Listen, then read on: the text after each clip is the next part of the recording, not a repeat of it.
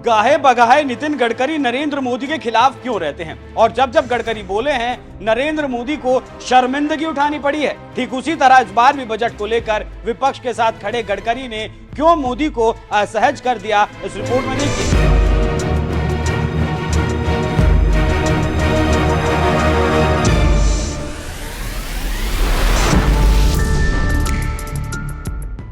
मोदी सरकार ने बजट पेश किया और विपक्ष ने इसे सबसे बेकार बजट बता दिया, जिसका नतीजा यही हुआ कि बीजेपी और नरेंद्र मोदी को सांप सूंघ गया। विपक्ष नितिन गडकरी की तारीफ करते हुए कहने लगा, हम लोगों की बात सच साबित हुई, क्योंकि सरकार में बैठे लोगों को भी बजट अच्छा नहीं लगा। इसी को लेकर वरिष्ठ पत्रकार सतीश सिंह ने एक बड़ी बात बोली और कहा कि अनुराग ठाकुर को एक शूटर के तौर पर बीजेपी ने इस्तेमाल किया, तभी तो जातिगत जनगणना और राहुल गांधी पर जिस तरीके से हमला हुआ उसको सभी जानते हैं, क्योंकि जिस तरह से हिंदुत्व यूपी में हारा है तभी से बीजेपी की हालत बहुत ज्यादा खराब है और विपक्ष के हौसले बुलंद हैं। पीडीए की गोलबंदी बीजेपी की नींद हराम किए हुए है और आरएसएस और बीजेपी के दिल में सुराख कर दिया, और यह अंदाजा बीजेपी को था ही नहीं, क्योंकि बीजेपी हिंदुत्व के नाम पर सभी जातियों को इकट्ठा करना चाहती थी, लेकिन राहुल गांधी और अखिलेश ने उसमें सुराख कर दिया और इसी से लेकर बीजेपी काफी परेशान है और सफलता का स्वाद चखे अखिलेश और राहुल मस्त मौला हैं। इसके साथ ये भी समझा जा सकता है कि मोदी से आरएसएस और मोदी के विरोधी दोनों परेशान हैं और ये मोदी के लिए अच्छी बात तो बिल्कुल नहीं है।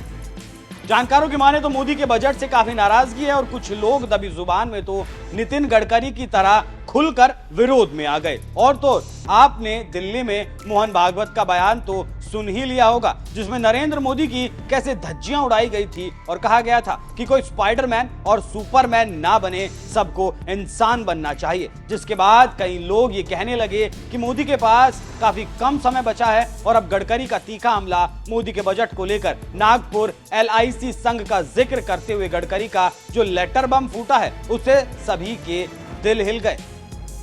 गडकरी ने एक शख्स का हवाला देते हुए लिखा कि अपने परिवार को सुरक्षा देने के लिए जिंदगी के अनिश्चितताओं से जोखिम को कवर कर रहा है, उस पर जोखिम के खिलाफ प्रीमियम खरीदने के लिए लगाए गए टैक्स को वापस लेना चाहिए।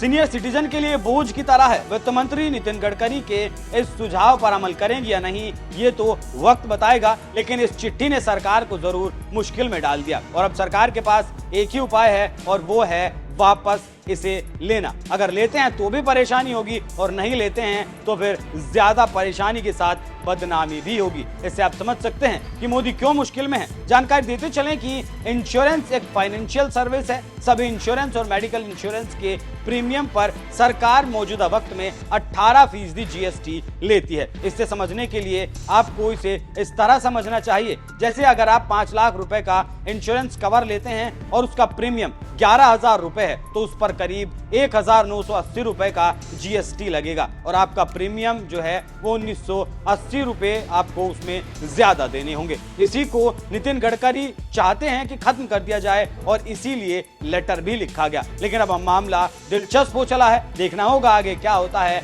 लेकिन कहने वाले कहते हैं कि गडकरी को RSS का समर्थन प्राप्त है, इसीलिए गडकरी इतना बोल रहे हैं और खुलकर अपनी ही सरकार के फैसले के खिलाफ आकर खड़े हो गए।